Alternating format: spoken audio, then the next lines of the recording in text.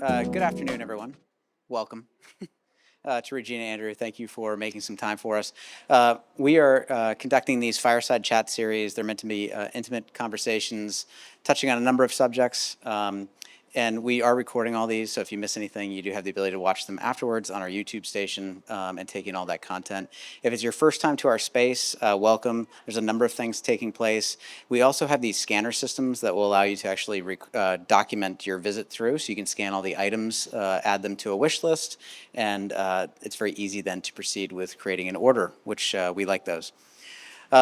I wanted to also add that we have a fun little contest happening thanks to our friends at Caesarstone. So you can scan this little QR code. They're all around the showroom and enter to win. Each day we're giving away a $1,000 credit towards a Caesarstone slab and a $500 gift card to Regina Andrew. So each day, Saturday, Sunday, and Monday.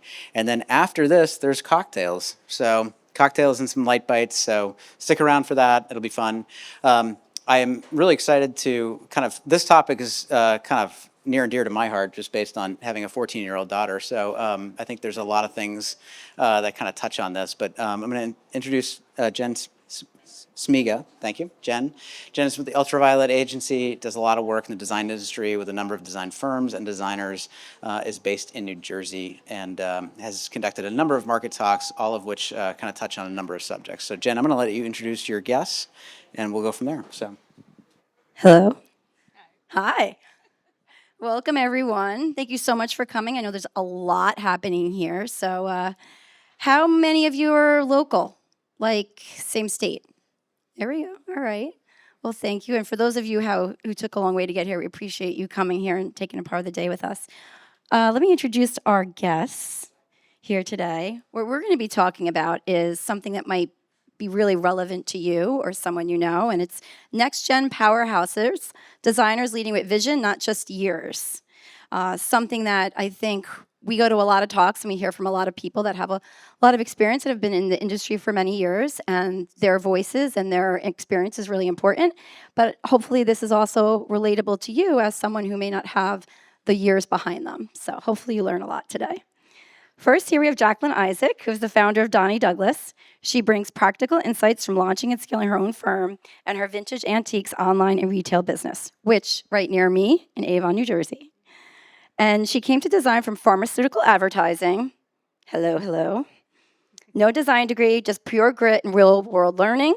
I would like to say there's design studies in there. Yeah, there's studies, there's work. We're going to talk about that a little bit. Maybe. And then we have Jennifer Hutton, the principal designer and creative director of Grau Design Studio, who's building her practice while earning industry recognition. She has taught at the Villa Marie College, and Jennifer has not only one, but two interior design degrees, and she got her feet wet through working at luxury design-built firms. So thank you both. Thank you both for being here. Thank you for the jet lag and swinging by from work. So they both have very different backgrounds, but what's really fascinating is that they have a lot of the similar challenges. And so hopefully there's a lot of challenges that you can relate to and that you'll be able to take back some feedback from today and bring it to your lives. So we're going to talk about something called imposter syndrome, right? Imposter syndrome and confidence, right? I'm 40 plus, and I would say I still have this. I think at every age we have this, but specifically at your age, I think it hits hard, right? So, Jaclyn, you started calling yourself a decorator instead of designer, right? Because you said you didn't want to step on anyone's toes. Walk us through that journey and when that shift happened when you started saying, I'm a designer. Yeah. Am I on? Yes. Okay. Hi, guys. Thank you so much for spending some time with us. And if you guys have any questions, I'm an open book. We're Jersey girls, so we don't know how to stop talking. We'll stop you. I started my company about, I think, 8 years ago at this point, and the original name was Downtown Decorators. And I listened to this podcast very literally, and it was like, call your company, what you do, and where you do it. So I lived in downtown Jersey City, and I was decorating. I had major problems with calling myself a designer because I didn't have a degree. So I was a decorator for a long time, but I think how I grew kind of out of that and into my own confidence around this was doing the work. I would have clients call me back after we did a living room or a dining room, and they would be like, hey, can you work on our bathroom? Can you do a kitchen for us? And I have a problem saying no. So everything was, yeah, no problem. And I think just building your own confidence and actually doing the work, I could finally sit here and say, I could be in a room and say, I know what I'm doing. And it didn't necessarily have to come from a design degree. It came from just pure experience. So that's how I moved myself out of that. We're going to talk a little bit more about that experience in a little bit too. Jennifer, you have all the formal education, the work experience, but yet you still talk about imposter syndrome in your 30s. Can you share us a little bit about when that creeps in? Yeah, it's something that happens, in the middle of the night and sometimes in the middle of a project. But it's real. It's something that you struggle with throughout the majority of your career, for the most part. And the way you get through it is really just, again, by what Jaclyn said, doing the work, owning your product, your finished product, owning the project, and being able to relate to clients. Hey, I know what I'm doing. I've done this before. And it just, at the end of the day, makes you feel a little bit more confident in yourself that you've created a number of projects. You have built this beautiful portfolio, and you can always refer back to that when it becomes an issue and when you get that kind of fraudulent doubt in the back of your mind. But hey, you know what you've got. You've got a good foundation, and you just build on that. Yeah, absolutely. I mean, the work you both do is just pictures, words. They speak 1,000 words. Like when you look at their projects, it speaks for itself. And I think you all hopefully will feel at some point that really helps move you and galvanizes your careers. Now I want to talk about confidence and commanding fair compensation, right? Numbers. I think when we talk about money, for some people, they get really nervous, right? Neil, one of the reasons this talk came up is he said Regina and himself were really disheartened when they would speak to some designers and people that were applying for positions. The women would kind of negotiate before they were even asked to negotiate. So that really inspired this talk. So let's talk about that. Jennifer, the money conversation. I feel like you're a straight shooter. We've worked together for a couple of months now. And so tell me a little bit about when you're with a client and you're sitting down with someone who maybe is an empty nester now, looking to build and work on their second home, and then you have to sit down and negotiate that money. Where do you build that confidence? Where does that confidence come from to talk about the money and the negotiation? Normally, that confidence comes from showing them your previous work and showing them reviews and having those conversations like, I've done X, Y, and Z. I can produce this for you. And it's a really fine balance between knowing your worth and knowing your shit a little bit. Being able to use the right terminology, being able to foresee things that, the client may not foresee down the road. So having those honest conversations with them and explaining, I've been through this before. Here's what you can expect, and that's why I'm charging whatever it is, or bringing this to the table for you, so I'm worth this. Just really explaining to them those differences that set you apart from the next designer, and why why those differences should allow you to be fairly compensated. I think it's like being proactive, right? Like laying all that on the table so that there is no negotiation, right? You're like, this is my work, this is my experience that I'm bringing to you, and I loved what you said about telling them something that like your familiarity with construction and that process, and that if they don't hire you, they may screw up. Like give that sense of that you're the right person for the job. Right? Absolutely. Jaclyn, you have multiple revenue streams, so we're going to talk a little bit about that. You have your design firm, your vintage and antiques business, your warehouse. You've just come back from Italy with more shopping. I keep telling everybody she was in Italy. How do you price your services and products in a way that reflects your value? Talk a little bit about that. And when you show up in these, like at Round Top or in these places, and is there ever, are you ever kind of overlooked?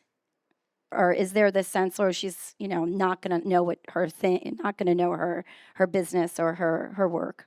Yeah. I have a control problem, and I like to be at the origin of everything that I identify as a problem. So Jen has kind of listed a couple of things that I'm now a part of. So my interior design business, when I started, my background is actually in advertising project management. So I worked with super high-end pharmaceutical executives, the CEOs of Genzyme and Pfizer directly in a global environment. And these people do not mess around. They come to events globally, and we were putting together some really high-end, presentations and things where things really had to be, like we had to be on the ball. And I took that experience into interior design, where project management is super important. So on the warehousing side, we were having a lot of issues. And if you're new to interior design, I would encourage you while you're here, especially, Regina, Andrew, you guys should be opening trade accounts and controlling your pricing. That's kind of like first and foremost. But you're also most of the time shipping your goods that you're purchasing from these retailers to receivers. And they're supposed to be opening boxes and checking for damages. And my receivers at some point got really lazy, and they were coming to our job site and our install days, and boxes were closed, meaning no one was checking anything. And I was paying a lot of money a month, and I was paying these guys per piece to check things. And then I was having to tell the clients, like, hey, these things are actually broken, when they were also paying those fees. So I got pissed off and opened my own warehouse, and now we take everything in, and I am now the controller of that. So, in terms of the fees that are charged for there, I do a lot of market research just by talking to my fellow interior designers.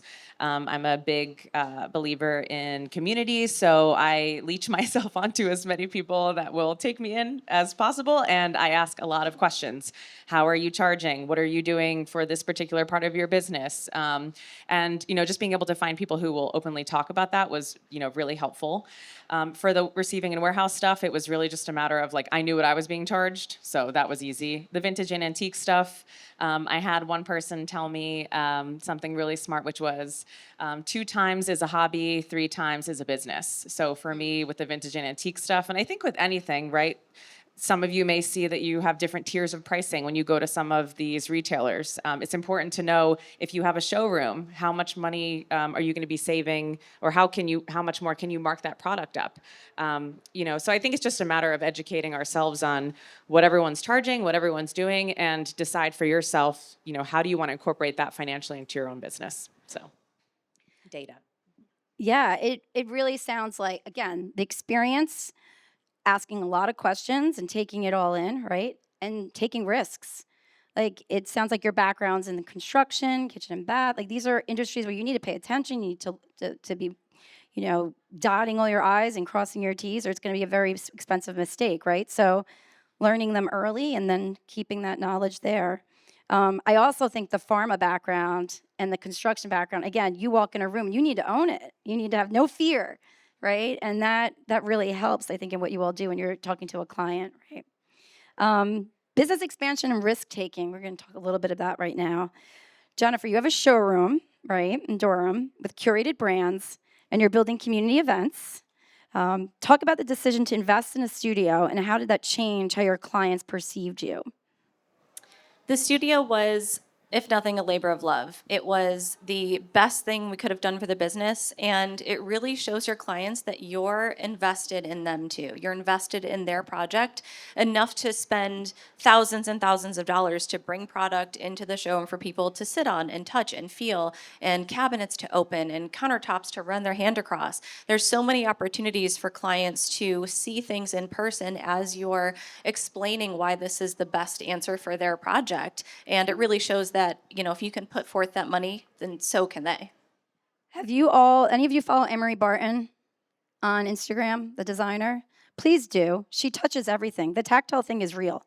Like, every video, she gets so many likes because she touches her hand across the countertop. Like, it's really important to have that place. Yeah. It makes a huge difference. I mean, leathered countertops, for example, Yeah. when the light hits them just right and you can run your hand across it, that's an example of an experience for somebody. It's an experiential thing. It's not just a, pretty look and there's a picture. It's you're living this. You're taking a moment in time and saying, how is this going to feel in my own house? How is this going to appear to me at home? So Now, if someone doesn't have the funds or the support to open a showroom or a studio, what would your recommendations be for bringing material to the client to really give them that experience, or what's the solution? Start small, find showrooms, find vendors and products that will support you in whatever way meets your needs. Let those showrooms meet you where you are. So if that's a trunk case of samples that you can bring to a client's house to try to give them that same pseudo experience, that's going to do wonders for your business as a whole, and allow them some sort of semblance of, hey, this is something I can envision in my own space. And that really goes a long way with people to show that you're investing their time and energy and resources into those same products. Now we're going to talk about navigating construction, improving your worth on the construction site. How many of you in this room work with a construction team or a builder or contractors that you have good relationships with? If you don't, I think these two are going to tell you something to investigate. Jaclyn, we're going to start with you here. You have done some pretty massive historic home renovations in New Jersey, which is very expensive to do anything. Someone who's just trying to renovate a kitchen right now. So tell us about how that influenced your work, why making mistakes on your own dime before your clients was important. You brought that up to me, and I thought that was pretty important. Just tell me about that experience. Yeah, I think not having a formal background and not working for anybody else, I didn't really have a choice, right? I can't really enter into a massive construction project with somebody else and be like, sure, no problem, give me $500,000. I know what I'm doing. So, a lot of this design business and what I'm doing was born of just my own passions. And a lot of that was historic renovations. Where we're in New Jersey just has a lot of historic home inventory. So what I would say is, like, we've never used a bank loan. We never had a construction loan. We were always doing things in cash. So what I would say is my biggest learning and probably biggest mistakes were always due to communication. Men and women, right? Like, on a basic level, we have issues communicating, let alone on things around large financial decisions or the process by which something needs to be tiled or how I wanted certain things. And I was also working in a space where I wasn't doing drawings. I didn't really have formal project plans. I would show him or her a picture of, a bathroom that I kind of sort of wanted. And this was very early in my career. And what I realized Who's was... him? Who's him? Yeah. What do you mean? My contract? Yeah. So Which this is your one? 'Cause I've contract. had, like, 75. Yeah. So over time, you've had different partners. and Yeah, people. I work Well, with one guy specifically now, Matt from Woodpole Construction.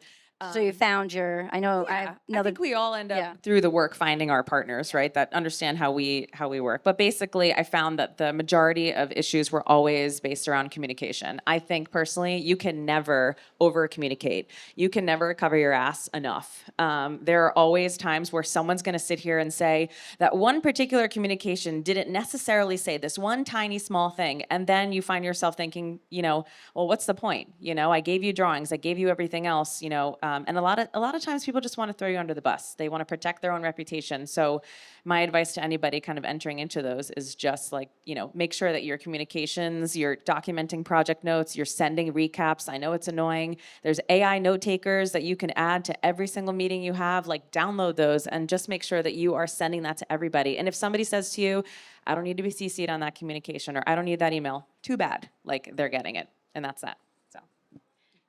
Jennifer, do you have any tip? No, it's true. I mean, covering your butt is like a real thing, right? There's always someone will say, I didn't get that, I didn't see that. And even people that you work closely with that always do a good job, there may always be that time. So Jennifer, do you want to add to that? Is there... Yeah, don't leave room for interpretation. Absolutely document everything. We have specific project management software that has thread-based categories. So furniture, light fixtures, plumbing fixtures, countertops, go through and put all of those recap notes in there and make sure that everything is time-stamped. You have photos, you have drawings, you have every documentation piece that you need. God forbid there's a lawsuit down the road or there's something that comes up, some major problem. You've got your ass covered for that. And so you can never over-communicate. You can never document too much. And in that same sense, it serves as, portfolio additions. Like, this is why we're worth this. This is the time that we spend doing all of these notes. So, it adds value to your hourly rate that you guys don't have to think about this as clients. I've got that taken care of on your behalf. Speaking of covering your butt, on the construction site, is there maybe I wish I knew that before I did that situation that you can share with everyone? Like, you are on a construction site, something happened, you wish you never did that again. I think insurance is a big. I wouldn't necessarily say it's something I would never do again, or a situation that I've, thank God, there's not That you will anyone here always do. that Yeah. I've ever gotten into. But I think it depends on your state. But I've spoken to a couple of construction attorneys, and we had a panel about construction, women in construction. 2 or 3 Yeah, markets ago. fluent in construction. Yep, that was Yeah. it was a big talk. The There was a lot of people legalities. there. And we specifically talked about, in California versus New Jersey versus wherever you are, just selecting a plumbing fixture. If something goes wrong and a plumber is unlicensed, installs it incorrectly, and now you have massive water damage in a client's home, you could or could not potentially be named in a lawsuit. So things like that, like just getting familiar, and this is probably more construction oriented, but you may specify a wallpaper, and that wallpaper is, I don't know. I don't actually even know what can go wrong with the wallpaper. But regardless, if you're the specifier, you could be held liable for certain things. So for us in the historic renovations, I was always concerned about structure. We've always like over framed things, or we'll add in a steel beam where we may not need one.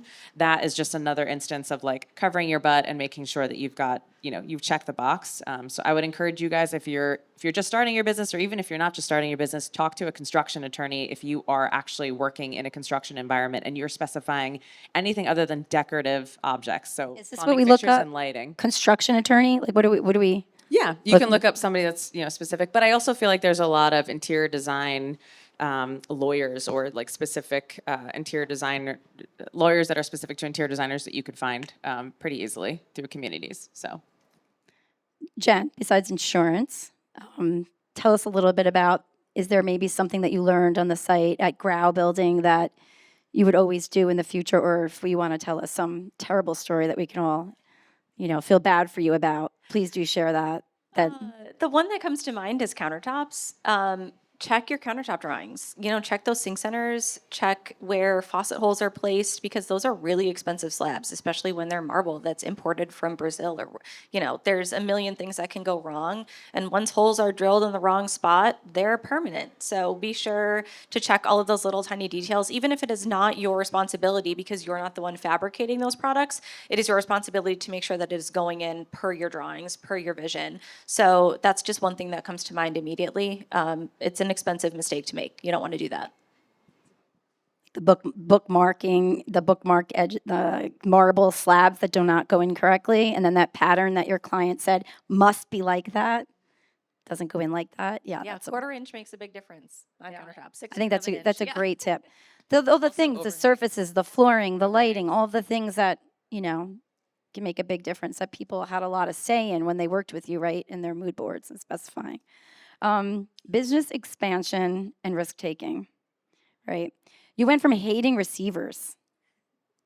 I don't know. Is there like a club? These poor receivers. I feel so bad for them. Don't feel bad for them. They weren't doing their job. Darn it. They did not do their job. So you open your own warehouse in Avon, in New Jersey, on the beach. Now, the exciting part, for some of you who may not know about the Jersey Shore, we're getting something called Netflix is coming to Monmouth County in New Jersey, a massive property that they're taking over.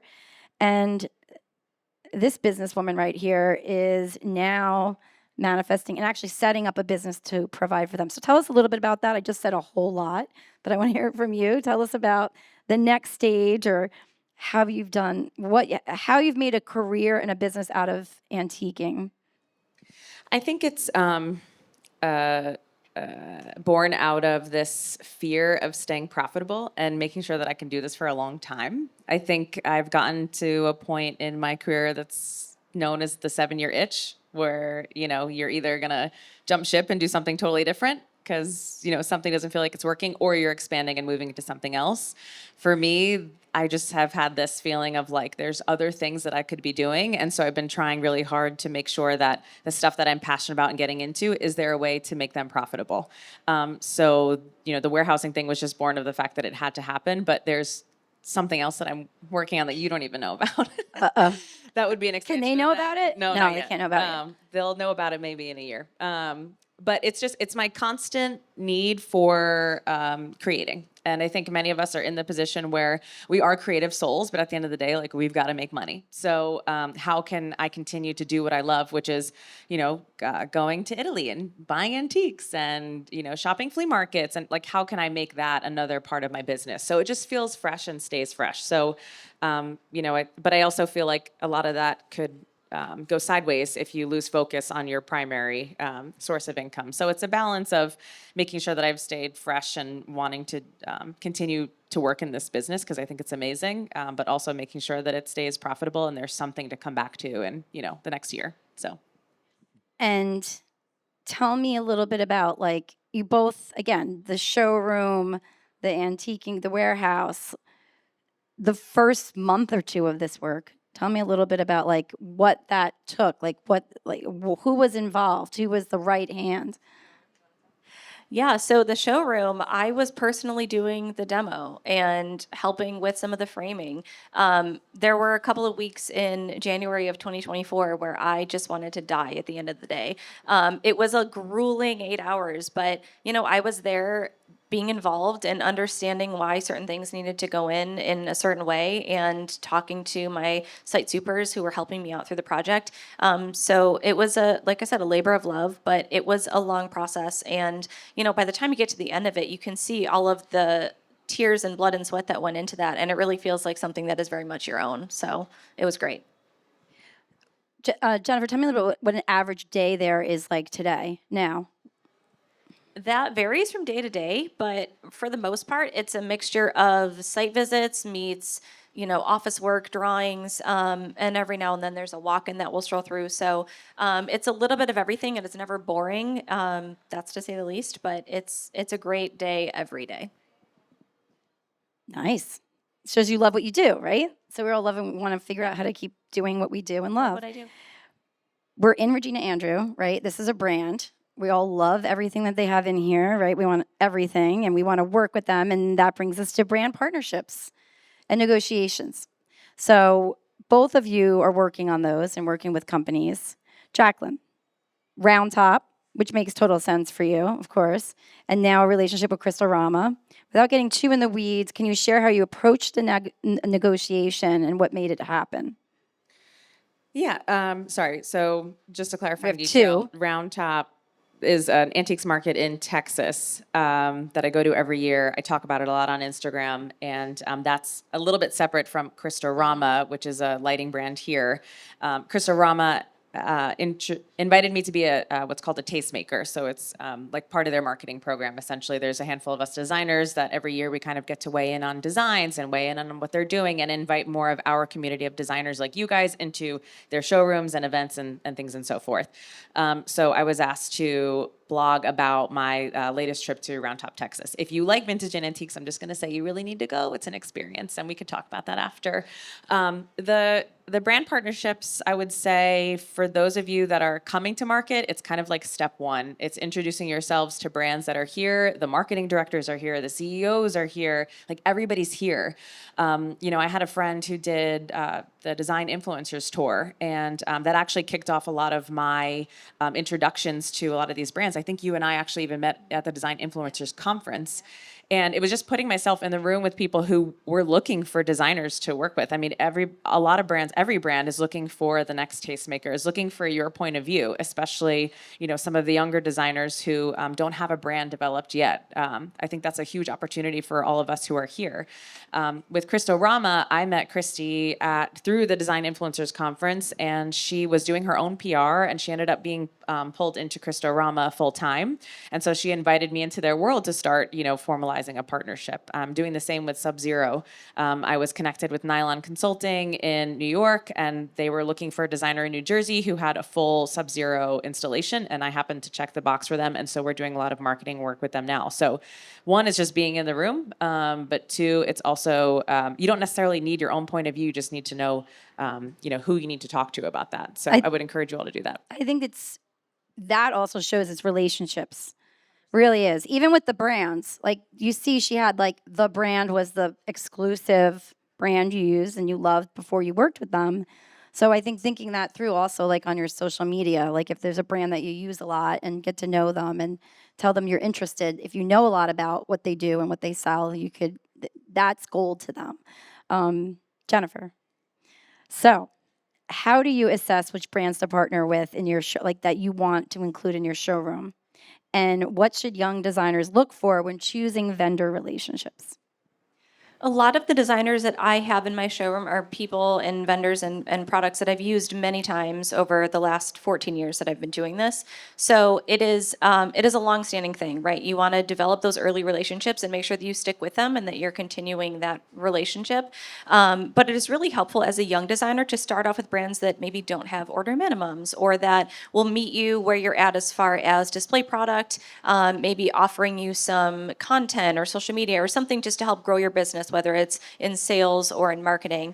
So it is helpful to explore those different brands, reach out to the marketing firms or marketing people in their firms and see what they can offer you and help you in your business wherever that is, early stages, mid stages, late stages. But a lot of the folks that I partner with have really consistently helped me in a lot of my projects with showing me early launches and being able to introduce me to things that were just about to come on the market so that I had, a little bit more of an edge as a designer in being able to specify them, which was, of course, a symbiotic relationship. Once I start to look at those things early on and being able to tip clients off, hey, X, Y, and Z is coming, it's just a really nice back and forth partnership that we capitalize on. So it's contractors, brands, colleagues. It's build the relationships. You're never too young to build those relationships and have them carry you and support you.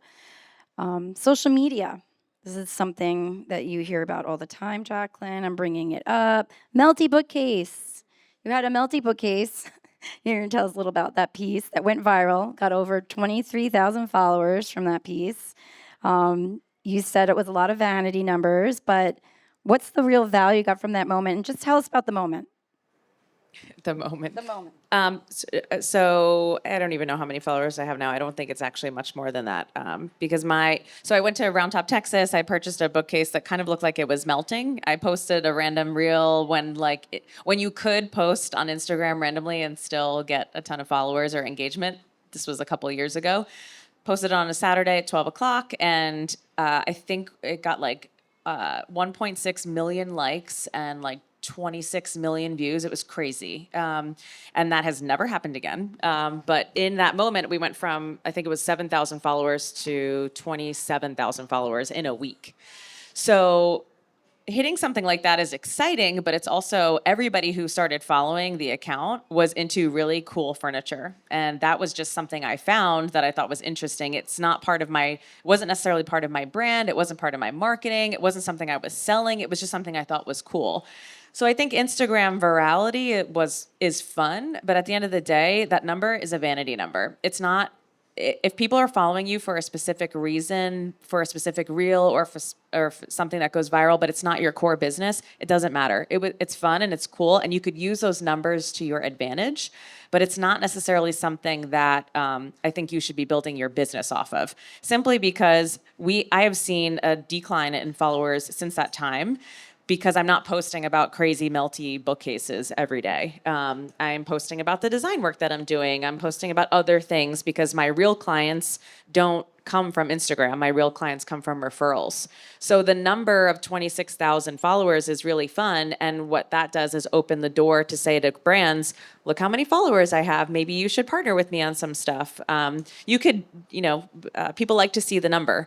There's still a lot of engagement at that number, but to sit here and be like, all right, I really want the next reel to hit 26 million views. How do I replicate this? To me, it's just not a smart growth strategy if your core business is interior design. Do you think it got you thinking about furniture? As I have an eye. Look at this. I think that it took the experience of Round Top and the discovery of really cool stuff. It allowed me to take that a little bit more seriously because it was a passion of mine. I thought nobody would care, and I was like, oh wow, people actually do like this kind of stuff. But to sit here and say I have so many people still. This is 4 years later, maybe at this point, they still send me furniture that looks like it's melting because I think it's cool. Those melty earrings, the melty. I still get people sending Let's me all DMs. do that. Please stop Let's all doing still that. do that to her. But anything that's melted, people would be like, "This is your bookcases," and it's cool. But like, I'm not designing furniture that looks like it's melting. It was just one moment in time. So Everybody it's has to fun, see it now. But yeah, just wouldn't take it as seriously. I think there's a lot of ways to build a brand that doesn't have to just be about follower count. And brands I think there's a collapse of this idea of like the influencer industry. They don't care anymore if you've got 1 million followers because they're looking at your engagement number. So. Yeah, I'll Engagement add point of to view. that and say that I've got 10% of the followers that Jaclyn has, but I feel like my engagement is consistent. The people that care about what I'm posting and that are seeing my stuff every day is great, and it's so much more important than just having this arbitrary number that doesn't mean anything if nobody is engaging with you and nobody's actually, involved in the stuff that you're doing or caring to that point. Speaking of point of view and who are we beyond melty bookcases, Jennifer, we talk a lot about voice, right?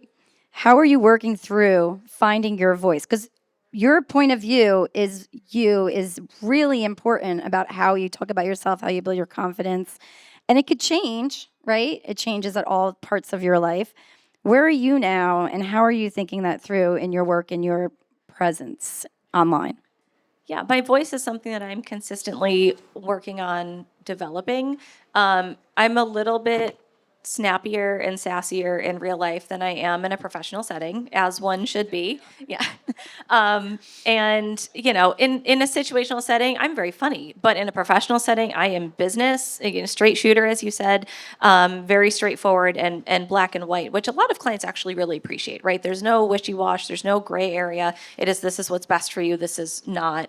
And that can be really helpful. But your voice evolves as your life changes and your projects change and your clientele changes. It's something that you're going to have to navigate. Those waters are constantly moving, and it's something I still work on every single day. And finding that right balance, I don't have that answer yet, but hopefully one day I'll get there. Yeah, it is figuring out because you want to be authentic to yourself. This word authentic, you'll probably hear about 500,000 times while you're at panels this week. But it's really important. Then how does it tie into your business strategy, right? Where you find that balance. All right. Well, tell us when you do. We're going to keep following you. And when we see you like get all snarky and crazy, we're like, okay, she found it. She's letting the snarky loose. I'm working on it. Accelerating success without waiting decades, right? We all want to be successful. You both are successful, right? No imposter syndrome. Let's stop that. You're super successful. Title of this panel is Leading with Vision, Not Just Years. How do you show your clients and peers that your expertise and ideas matter? I know it's like a kind of a big question, right? But it's like, what do you mean, Jennifer? No pleasure. Yeah, like think when you're what's the thing that you do that you love bragging about the most, that you love positioning, putting in front of your client, putting in front of your colleagues, putting in front of this room today? Like, let us know. The one thing that jumps to mind for me is this hybrid role between project management and interior design, because you cannot be successful as an interior designer without having some sort of understanding of project management. And that's really something that I try to leverage every day to clients. As this hybrid role where I can wear both hats, it really takes a lot of the pressure off of the GCs, the clients themselves, anyone else that might be on the team, because I'm watching a lot of these things as the project continues to roll. So that is definitely one thing that I feel very, very confident in. And once clients understand how helpful that can be for their project, they really latch on. They're like, oh yes, this makes complete sense. I trust you. I value you. And of course I'll pay, your fee. I'll engage with you. I'll do all of those things because it just makes sense to do so. Superpowers project management as a superpower. As this crossover between interior design and PM, definitely. What about you, Jaclyn? I think the vintage and antique angle for me is my area of expertise, or at least is becoming that. My clients are like Bitcoin boys and lawyers and managing partners, and I don't know shit about crypto. Like I have a Coinbase Good, account, because there was a but problem recently. I don't open, I don't do any of that. But I can talk circles around my clients around shipping and buying and the process around vintage and antiques. And I think the biggest thing I would say is understand what is your contribution. Like, what is your point of view? We're talking a lot about like opening a studio and, getting into warehousing, but what do you want for your business? I met somebody today who, basically shut everything down, and she's just doing e-design because she's like, I hate project management, but I love, the technical aspect of design. That makes me want to throw up. I would never want to just do that because I love working with clients. As big of a pain in the ass as they can be, I really love to be with my clients, and I love the project management portion of it. So that's what works for me. So what is your contribution? The other panel I was at this morning, somebody said, I would never hire an uncertain surgeon. So think about it. Like, we go to the doctor, or you're getting an operation, and the surgeon's like, well, I don't really know. Maybe you want to cut out your kidney, but we can also look at, like, think about yourself in the room with your clients and with your contractors and with your architects. Just, you're the designer. Be the designer. Maybe you don't have a point of view right now. You will. You'll get there. But at the end of the day, your superpower is putting together an amazing space, however you do it. So just remember that when you're in those situations and are looking for a confidence booster. Like, you're the expert in design. End of story. So I think that's what you both do very well. I think your clients are very lucky to have you both because you're definitely advocates for them. And I think that's the other thing, like really, being kick-ass at what you do and advocating for the client, getting the job done, and it shows. And we thank you both for being here. We thank you both for your advice. I would love to open up the floor. These women are very smart. So please ask them very specific, hard technical questions. We're going to ask some really crazy questions. All right, I'm going to come around. If anybody has a question, anything? No? Let's start with confidence one-on-one now. Let's get the confidence ask question. I love it. Okay, so I would love some advice. I'm very new. I'm actually still a student, but I'm working for a firm, and we're working with a client right now who seems to really second guess our choices. And they want to keep coming back, and they want revisions and revisions and revisions. How do you kind of go through that and handle that? I know obviously like kind of having that confidence to stand behind your work, but do you have that? Have you had that experience, and how do you kind of go about that? all the time. How do they charge? Hourly, or is there like flat fee? Do you know anything about that? We're flat fee. Okay. Yeah. So I charge flat fee as well. Mm-hmm. So my designs, and I was really bad at this, but I would be very specific around like, here's your version 1. Great. Here, send me your commentary in the system, email, whatever. Here's your version 2. Remember that version 3, we go hourly. So I have found that with my clients, as long as I continue to remind them like, hey guys, flat fee, you had a version 1, version 2. We probably don't need a couple more hours on version 3. Like, we could do a version 3 for whatever, but know that the next round, we're probably going to have to charge you, and here's our design fee. And just like, it's a really hard conversation because when you're a flat fee firm, you do not want to ask for money on an hourly basis, which is why we're a flat fee firm. But you have to sit here and remind them, like, these were your deliverables. We have checked the box, and now we're moving into unknown territory, version 3. This is hourly for us. And I will guarantee that they stop commenting on your designs. But I don't know how you handle that. Yeah, I would say definitely put things in contract. If you spell it out and refer back to it, that's going to be really helpful to refresh their memory because it might be a few months since they've signed that contract and, since they've really paid attention to it. So if you're calling things out, referring back to it, that's helpful. But also tracking, if you are doing anything hourly, or even if you're not billing hourly, but you're taking the time to log your hours, make notes as to what you are logging those hours for. So if they have questions, you can refer back to it. On April 5th, I was doing this for 6 hours, and that's part of what you've signed up for, but anything beyond this might be an additional service. So if you can really back up what you're doing and explain things to them, that becomes a really helpful tool. Thank you. Anybody else? Good questions? All right. Well, thank you so much for coming. I appreciate the question. Thanks. I hope you all are going to have that confidence to go out in the world and charge what you're worth and keep learning. Thank you, everyone.